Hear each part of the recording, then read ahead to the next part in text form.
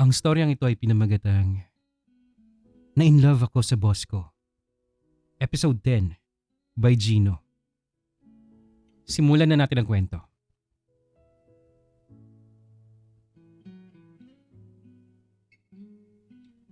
Ay, sa susunod na linggo na pala ang deadline ko. Paano ba to? Maayos naman ang lahat eh. Pero hindi ko pa nasasabi kay Cairo. Anak, okay ka lang? Anak, naaalala mo pa ba noong una tayo nagkita sa bahay? Dito. Dito sa bahay niyo sa Paranaque. Nagtatago ka pa nga sa likod ng daddy mo noon. Tapos binibigyan mo pa ako ng juice. Nawala ako sa tunay na mundo ng ilang mga sandali pa. Habang kami ni Inay ay nag-aasikaso sa mga tao nag-deliver ng mga bagong appliances na binili ni Papa. Oo Nay. Naalala ko po.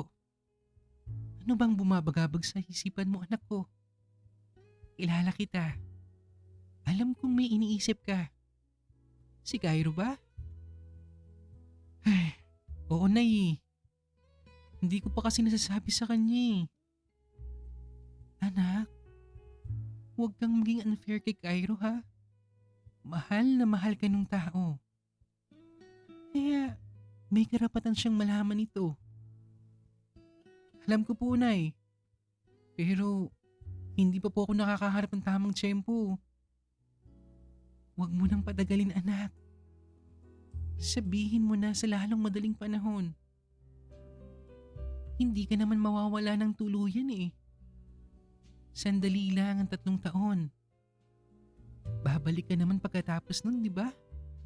Opo. Mag-aaral lang po ako sa Singapore habang nag-a-apprentice kay Papa. At pagkatapos, babalik din po ako kagad. Ganun naman pala. Tsaka, mukhang hindi naman ganun kalaya ang Singapore eh. Kayang-kaya kang puntaan ni Cairo doon. Sigurado ako. Naputol ang pag-uusap namin ni Inay nang matapos ang delivery ng mga appliances. Magandang umaga po sir ma'am. Okay na po ang lahat? Naipasok na namin ang lahat ng appliances. Bale, bukas pa po ang schedule for installation ng aircon at TV. Papirma na lang po dito sir. Sige kuya. Salamat po.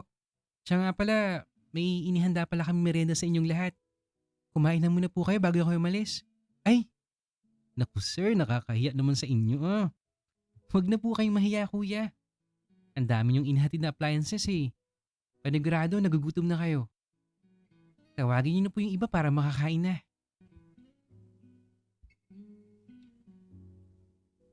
Nakaraan, bago mag-sign ng contract si Duke sa day and night advertising.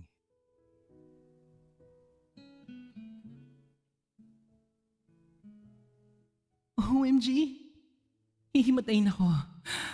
Hihimatayin na naman ako. Totoo ba itong naririnig ko? Pamangkin ni Sir Duke Gabriel si Prince? Sa bagay, magkapareho naman sila ng apelyido eh. Pero bakit hindi ko na-figure out ito agad? Ikaw Prince ha? Ang dami mo palang tinatagong sikreto sa akin. What is more world, huh? So Prince, the secretary of my son is your long-lost nephew? That's right. But he was never lost. I had him adopted by Sonia, his yaya, but temporarily lang. I still don't get it. Why is that the yaya had to adopt him, huh? It's a very long story, Ace, and that's not the reason why I'm here. I want to expedite our deal. I'd like to move our contract signing from next month to tomorrow, with my nephew and your son around. I want to see them together and confirm if they're really in a relationship. And what does that have to do with this deal, Duke? Everything, I'm afraid. If I find that my nephew is in love with your son, then it might be hard to bring him with me to Singapore. Ilalayo mo si Prince sa anak ko? Nako, mahirap yata tong hinihingi mo, Duke. I have nothing against the relationship, and my son has been better since Prince came to his life. my son is happy. And as a parent, I intend to keep it that way. Don't get me wrong. I have nothing against the relationship as well. It's temporary lang naman. Babalik din naman kami ni Prince dito sa Pilipinas after 3 or 4 years. I just want him to focus and finish his studies and be my apprentice as he will soon become a big part of DK Holdings. Would you rather lose the deal than lose your son's secretary, Ace? Is that what I'm hearing? Well, if this will secure a long partnership then, sure, let's do it. My worry is toward your son. I will be the support system of Prince while he's away. You know how heartbreak can affect a person's mental well-being, right? How about your son? Can he handle this? I will let my son handle his own shit. Malaki na siya. Maybe I'll just keep him busy. Alright, I'll be back tomorrow then. Thanks for accepting the proposal, Ace. My pleasure, Duke. Barbie, if you could please see your client out. OMG. This is OMG. This is the greatest chick of the century. Hihimatay na naman talaga ako. I need to ready myself for the nalalapit na pasabog. Sir Cairo, Prince my honey, be strong, okay? Huwag kayong mag-alala. I will be your fairy godmarites. And I will make sure na magkahan kayo ng happy ending. This is what I was born to do. Oh, love. What a complicated thing.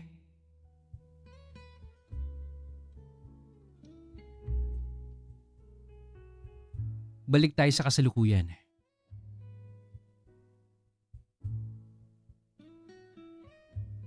Congratulations everyone for a job well done. I'd like to personally thank Mr. Cairo for making all this possible. Palakpakan naman dyan, guys! Come on! Congratulations, Sir Cairo! Congrats, sir! Thank you, Sir Duke. This would not have been possible if not for each and every member of the team who worked tirelessly, day and night, hanggang sa matapos ang NCR project. Let's all clap our hands for each other, guys. Ooh, congrats! Congrats! And to add to the spice for the night, Mr. Princessa, if you allow me, tuloy ang Luzon, Visayas, and Mindanao projects.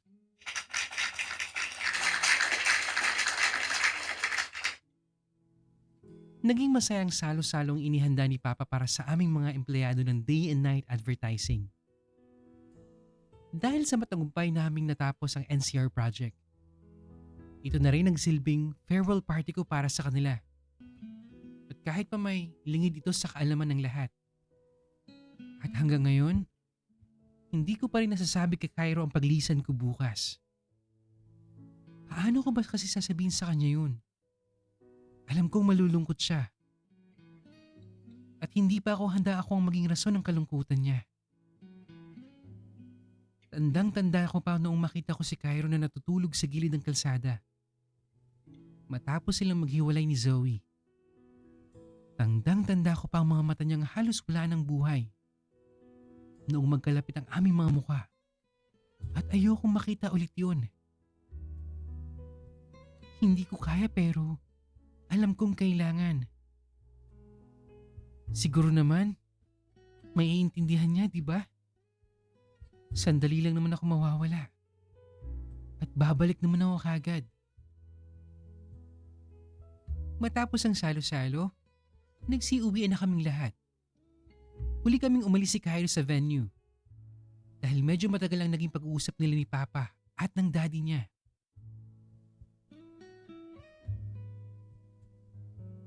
Fast forward tayo after ng event.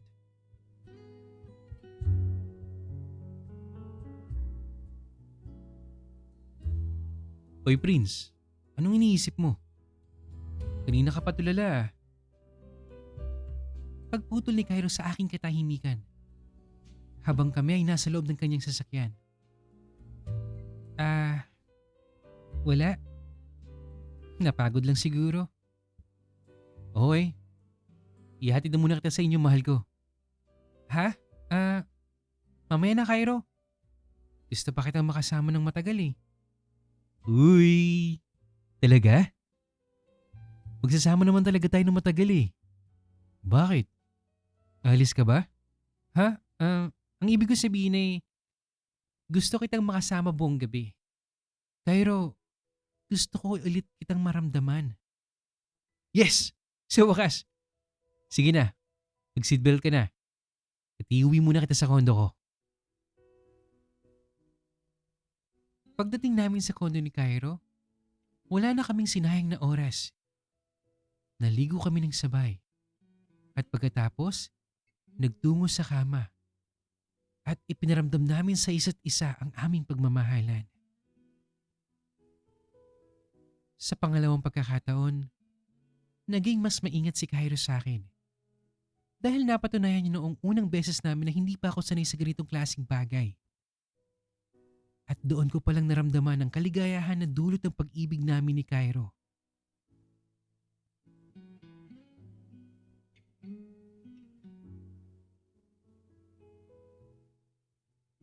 Huh, masyado mo ako napaligaya, Prince.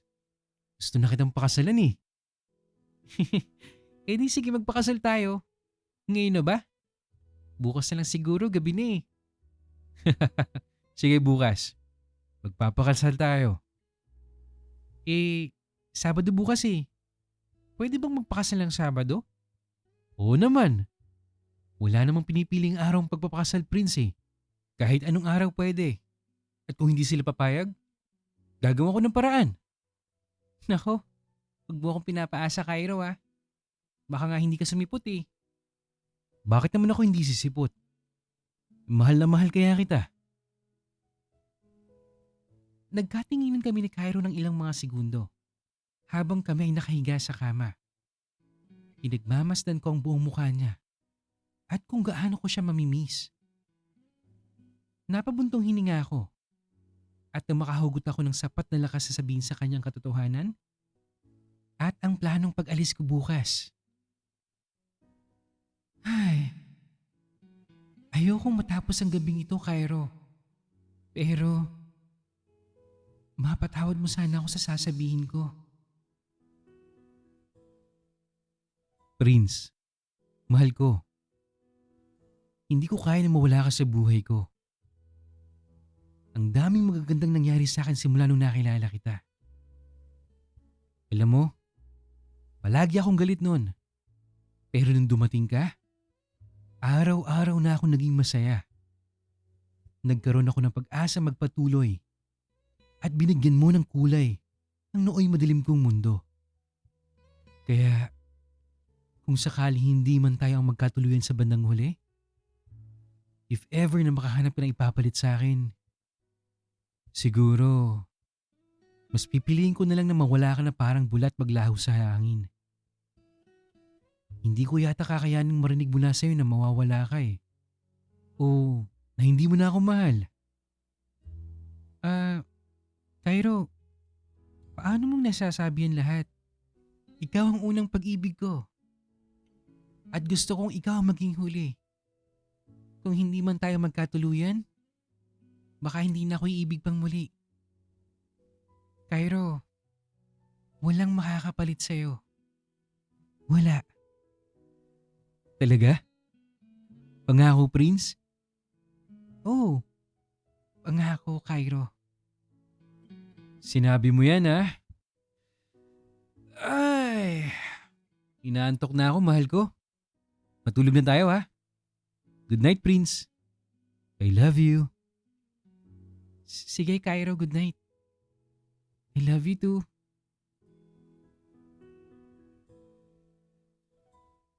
Hindi ako nagkaroon ng magpagkakataong sabihin kay Cairo ang lahat. Nawala ang lakas ng loob na hinugot ko kanina. Matapos kong marinig sa kanya na mas pipiliin niya na lang ako mawala na parang bula at maglaho sa hangin. Hindi ako nakatulog buong gabi. Buong gabi ko siyang pinagmamasdan, niyayakap at hinahalikan. Sobrang mamimiss kita, mahal ko. Cairo, babalik ako, pangako. Bago pa man sumikat ang araw, umalis na ako sa kondo ni Cairo. at nagtungo sa opisina. Dahil hindi ko nagawa magsabi sa kanya ng totoo. Gamit ang mga labi ko ay pinabuti ko na lamang gumawa ng isang liham. At iniwan ko ito sa kanyang drawer. Yun ang resignation na iniwan ko sa station niya. Mabasa mo sana ito, mahal ko, sa lalong madaling panahon. Maintindihan mo sana. Paalam, Cairo. Mahal ko.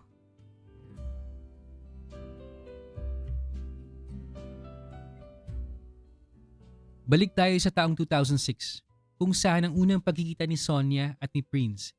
Si Sonia ang tumatayong nanay ni Prince sa kasalukuyan.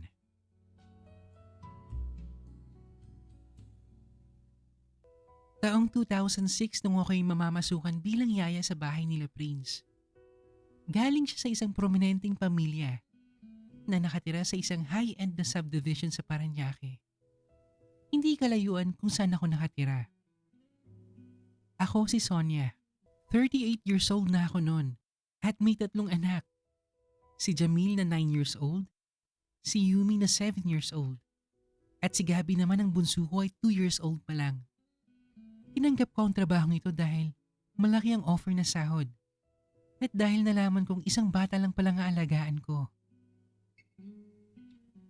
Sa mga panahong ito ay sumakabilang bahay ng hayop kong asawa. At iniwan kami dahilan kung bakit ako ay napilitang mag-isang katulong. Wala rin naman ako natapos. At ang alam ko lang gawin ay magluto ng mga kakanin at mag-alaga ng mga bata. Iniwan ko ang aking mga anak sa pangangalaga ng aking kapatid. Dahil stay in yaya ang hanap nila. Hindi strikto ang aking amo sa tuwing magpapaalam akong bisitahin ang aking mga anak. Kaya naman, hindi ako nahirapang mag-adjust. 11 years old pa lang si Prince nung una ko siyang makilala sa bahay nila. Sa unang araw ng trabaho ko, tandang-tanda ko pa ang lahat. Tahimik lang siya noon at hindi gaano nagsasalita. At napapansin kong meron siyang mga sugat sa braso at binti. Inisip ko na lang na baka gawa yun ng kanyang paglalaro. Bata pa kasi eh. Parang yung panganay na anak ko lang din na si Jamil. Ang isang napansin ko pa yung itsura ng batang aalagaan ko simula ngayon. Bata pa lang si Prince ay napaka-pogi na niya. Maamo ang mukha, maputi, maganda ang balat. Parang isang anghel si Prince. Tunay na anak mayaman. Ang masasaway mo lang talaga sa kanya ay ang kanyang mga sugat sa katawan. Nalaman ko mula sa amo ko na namatay ang mami ni Prince sa pagpapanganak sa kanya. Ang daddy naman niya ay kalilibing lang. Hindi nakayanan ng daddy ni Prince na si King Gabriel ang depression. Kaya kinitil nito ang kasarili niyang buhay. Na-pressure daw sa kumpanyang pagmamay-ari nila. At dala na rin ang pangungulila sa yumaong niyang asawa. Ang amo ko ay si Duke Gabriel, ang nag-iisang kapatid ng daddy ni Prince. Papa ang tawag ni Prince sa kanya. At aakalain mong mag-ama talaga silang dalawa dahil sa magkahawig sila. Ang gwapo din ni Sir Duke. Maputi, maganda ang balat, matangos ang ilong, at artistahin kagaya ni Prince. Lingid sa kaalaman kong may lihim palang tinatago si Sir Duke at si Prince na nalaman ko na lang makaraan ng ilang araw na paninilbihan ko sa kanila. Papa, siya na po ba yung bago kong yaya? Yes, Prince. Be good to her, okay? Don't give her a hard time. Sonia, right? Yes po, sir. Sonia po. Hi, Prince. Ang pogi mo namang bata ka. Ilang taon ka na ba? Nang ibinaling kong tingin ko kay Prince ay ngumiti ito at biglang nagtago sa likod ni Sir Duke. Hello po. 11 years old na po ako, Yaya Sonia. Nice meeting you po. Sorry Sonia. Medyo mahihain kasi itong batang to eh. But don't worry. Mabait naman siya. At kaya niya actually na alagaan ang sarili niya. Pero busy kasi ako sa trabaho eh. Kaya I need someone to look after him. Nakakaasa po kayo, sir. May mga anak na rin naman ako kaya Madali para sa akin ito. O sige, may iwan ko muna kayo dito at marami pa akong gagawin eh. I'll be back maybe 1 to 2 weeks from now. Ito, take this. This is the budget habang wala ako. Paki-liquidate na lang nung mga gastos mo dito, okay? Magpagkakatiwalaan ka naman, Sonia, di ba? Ay, oo naman sir. Huwag po kayong mag-alala. Hindi naman po ako mandurugas eh. Di ko naman sinabing mandurugas ka, Sonia. And also, you were referred by a friend of mine, so that's why I hired you. Salamat sa tiwala, sir. Ako na pong bahala kay Prince. Great! I'll be off then. Prince, bye-bye na muna si Papa. Bye-bye, Papa. Balik po kayo agad Nang makaalis na si Sir Duke ay tininan ko ang sobrang naglalaman ng budget na sinasabi niya. Habang wala siya. May note din na napapaloob dito. Sa kung ano yung mga kailangan bilhin para kay Prince. Itlog, gatas, isda, gulay, prutas. Wala man lang halos kerne. Bawal ang processed food. Bawal ang soft drinks, chichirya, tsokolate, at kung ano-ano pang mga sweets. Bawal ding lumabas o maglaro sa labas si Prince. At kailangan magsimba tuwing linggo. Summer break pa ngayon. At wala pang nakukuhang driver sa Sir Duke kaya sa tuwing aalis kami ni Prince ay magta-taxi na lang daw muna kami. Grabe naman tong perang to. 50,000? Pang ilang buwan na budget na namin to eh. Tapos ang dami pang bawal. Hindi mauubos to pero hayaan niyo Sir Duke. Hindi naman po ako magnanakaw. Ililista ko ang lahat ng magagastos ko. Ipinagpatuloy ko ang pagbabasa sa listahan. At hindi ko napansing pinaghanda pala ako ni Prince ng may inom. Yaya, juice po para sa inyo. Ay, hala, thank you. Ang bait-bait mo naman. Kagaya kanina, sa tuwing may maganda akong sasabihin patungkol sa kanya ay umingiti siya. Pero halatang may lungkot na itinatago sa kanyang mga mata. Nakakaawa. Kung wala pala ako dito ay mag-isa lang siya. Prince? Bakit nga pala may mga sugat?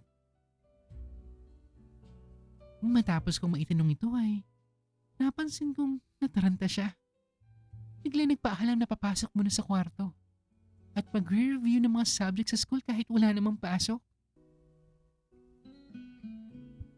Nang magising ako ng 6:00 ng umaga, ay dali-dali ako nagtungo sa kusina mula sa maid's quarter upang maghanda ng almusal ng aking alaga pero... Good morning, Yaya! Kain po tayo. Nagluto po ako ng omelette, Yaya Sonia. Ay, hala, bakit ang aga mong managising na bata ka? At tapos ka nang maligo? Linggo ngayon, di ba? Ikaw bang nagluto nitong breakfast, anak ko? Opo, Yaya.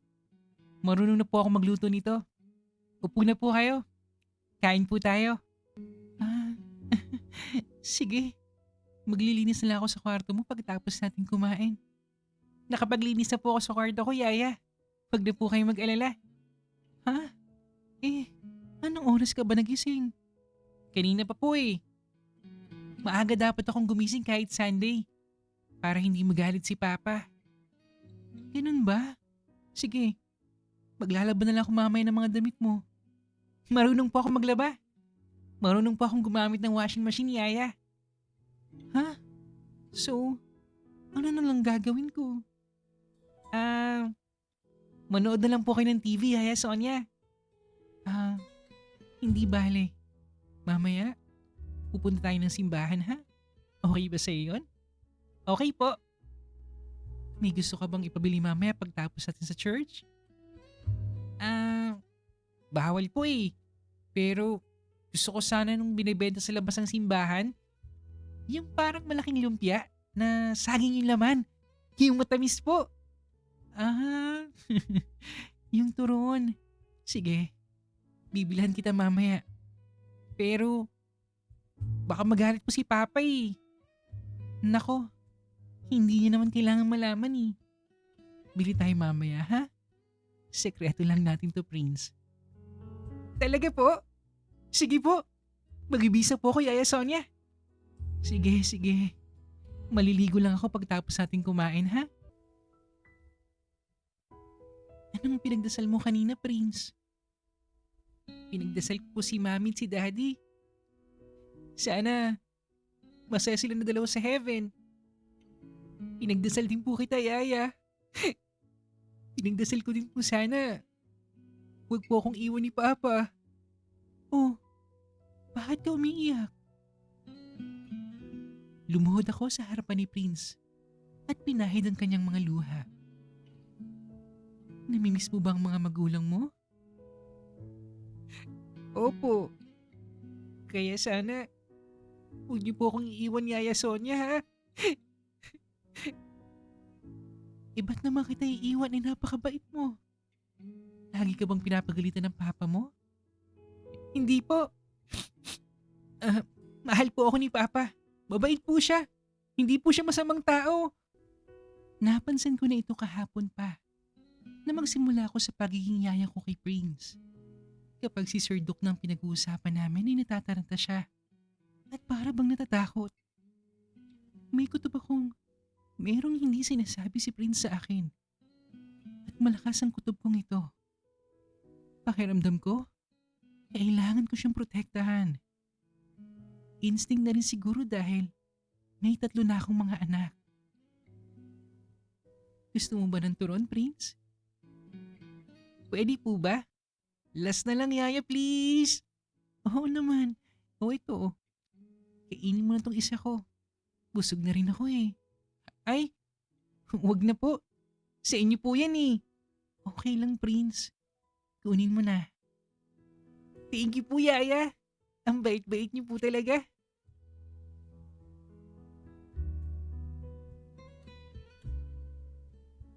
Responsableng bata si Prince.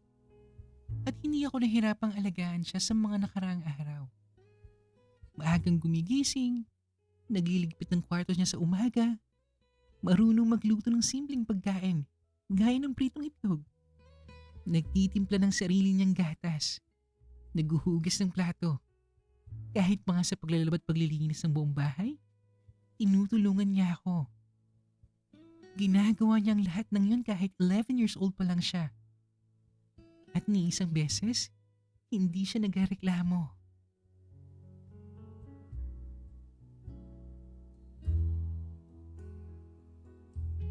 Yaya, sa susunod po, pwede po ba tayong sumakay doon? Tanong ni Prince nang makasakay kami ng taxi. Ha? Saan? Yun po oh. Ang daming tao sa loob eh. At mukhang masaya po silang lahat. Ah, ayan ba? Jeep ang tawag dyan. Gusto mong sumakay dyan? Opo eh. O sige, sakay tayo dyan sa susunod ha. Yay! Excited na ako, Yaya. Jeep pala ang tawag dun. Ang galing. Ako din. Excited na. Alam mo bang marunong akong gumawa ng turon, Prince? Wow! Talaga po? Oo.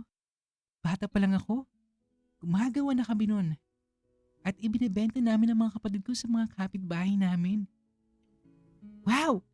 Yaya! Gusto ko rin po magbenta. Ah, naku, wag na. Mahirap yun. Mainit. Nakakapagod tapos mabigat pa. Ah, ganun po ba? Pero gusto ko sana, Yaya eh. Paano po ba magbenta? Ikaw talaga? Sisigaw ka lang ng turon.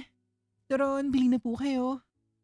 Tapos, lalapit ka lang kapag may tumawag sa'yo. Turon! Turon! Bili na po kayo. Ganun po ba?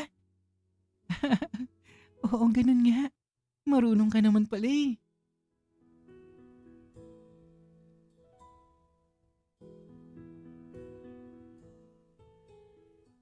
Masaya ako sa trabaho ko. Madali, malaki ang sahod. At higit sa lahat, napakabait ng batang inaalagaan ko. Ang totoo niyan, hindi ko naman siya kailangan na alagaan eh. Dahil marunong siya lahat sa lahat ng gawaing bahay.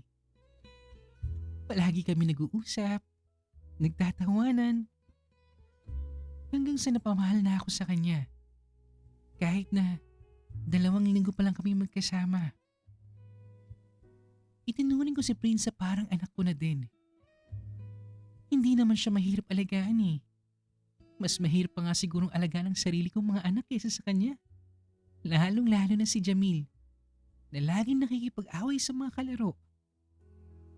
May mga araw na ini-spoil ko si Prince kagaya ng pagpapakain ko sa kanya ng mga bawal na pagkain. Kagaya ng mga tsokolate, chichirya, soft drinks, lalo na yung paborito niyang turon. Kunyari, inililista ko na lang na prutas sa papel na pinagsusulatan ko ng mga nagasas kong pera na iniwan ni Sir Duke sa akin. Makalipas ang 2 linggo. Hindi ko napansin na nakauwi na pala si Sir Duke ng gabing yon. Nasa maid's quarter na kasi ako at mahimbing na natutulog. Pero bigla akong nagising dahil may naririnig akong parang iyak ng isang bata. May naririnig din ako na parang nag-aaway. Bumangon ako at lumabas sa kwarto. Lumalakas ang boses ng lalaking may pinagagalitan. Pati na rin ang iyak ng bata. Ilang sandali pa ay biglang lumakas ang kabog ng aking dibdib. Ang mga tinig na aking naririnig ay tila ba nagmumula sa kwarto ni Prince. Mabilis ako nagtungo doon. At nang sinubukan kong buksan ang pinto ay hindi ko maipilit ito. Nakalock sa loob. Sa puntong ito, narinig ko mula sa labas ang pintuan ng lahat. Kasalanan mo tong lahat. Ikaw na lang saning namatay eh. Papa, masakit po. Tama na po, please. Kung di ka lang sana pinanganak, buhay pa rin sana ang mami mo. Hindi sana napakamatay si King. Walang hiya ka? Mawala ka na lang sana. Sorry na, Papa. Kasalanan ko po itong lahat. Hindi na lang po sana ako nabuhay, Papa. Tama. Hindi ka na lang sana nabuhay. Umalis ka na dito. Mawala ka na sa buhay ko. Sorry na po, Papa. Papa, mahal na mahal ko po kayo. Patawarin niyo na po ako. Huwag niyo po akong paalisin dito, Papa. Pangako ko po, magpapakabait po ako. Hindi na ako nakatiis. Dahil dinig na dinig ko ang lahat. At dinig na dinig ko rin ang pananakit ni Sir Duke kay Prince. Tama ang kutob ko. Ito ang dahilan kung bakit may mga sugat si Prince sa katawan. Tama ang kutob kong pinagbubuhatan siya ng kamay ni Sir Duke. Sir? Sir? Sir? Sir? Ano po bang nangyayari? Sir? Sir, buksan niyo po itong pinto. Please. Nang marinig ako ni Sir Duke ay binuksan niya ang pinto. Tiningnan niya ako ng masama at binantaan. Huwag kang makikialam dito, Sonia. Subukan mo lang na magsumbong at kalabanin ako. Pagsisisihan mong nakilala mo pa ako. Pagkatapos, ay madali siyang umalis. At lumabas ng bahay. Hindi ako makapagsalita. At hindi ako makapaniwala sa nangyari. Ang batang natutunan kong mahalin at tinuring kong para kong ding anak ay nakahandusay sa sahig. At namimilipit sa sakit. Umiiyak at halos hindi na makahinga. Diyos ko, Prince. Anong nangyari sa'yo, anak ko? Halika't dadaling kita sa ospital. Nilapitan ko si Prince. Inarga at niyakap. Tiningnan ko ang mga sugat niya sa katawan. At hindi ko mapigilang umiyak. Nagmadali akong umalis habang karga-karga ko si Prince. At nagtungo sa pinakamalapit na ospital.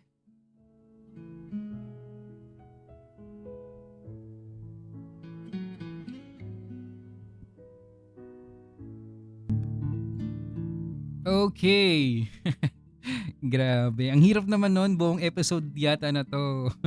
Ang liit-liit ng boses ko. Pinipilit ko kasing magboses babae tapos Nanay pa kaya sorry guys, pagpasensyahan nyo na. Tinaray ko naman yung best ko eh. Pero iba talaga yung story na to eh. Ang ganda talaga, promise. At bro Gino, iba ka talaga magsulat ng story, no? Ang galing. To be honest, kahit ako naiyak din talaga sa episode na to eh. Lalo na yung sinasaktan si Prince ni Duke.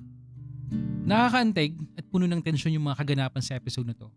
Mula sa kasalukuyan kung saan nahihirapan si Prince na magpaalam kay Cairo, hanggang sa masakit na nakaraan na nagbunyag kung bakit gano'n na lang yung protection ni Sonia sa kanya eh. At kung bakit gano'n na lang yung takot ni Prince kay Duke.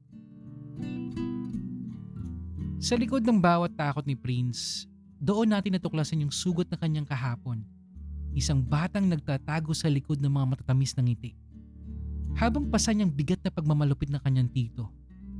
Buti na lang, nandyan si Nanay Sonia na naging liwanag niya sa dilim. Pero, ang tanong, kaya ba ng pag-ibig na antayin ng 3 o 4 na taon? O ang distansya, ang unti-unting lalamon sa pangakong walang iwanan, walang makakapalit sa'yo? Abangan ang mga susunod na kabanata sa masalimuot ngunit makulit na kwento ni na Prince at Cairo na na-in-love ako sa boss ko. If you enjoy our story, don't forget to hit like, comment, subscribe, and hit the notification bell para updated ka sa mga news stories natin. And of course guys, please continue sending your stories sa mandamanstories@gmail.com. Malay mo next time, kwento mo naman ang mabigyan ng buhay dito. Yun lamang po at maraming salamat sa patuloy na pakikinig. Hanggang sa muli.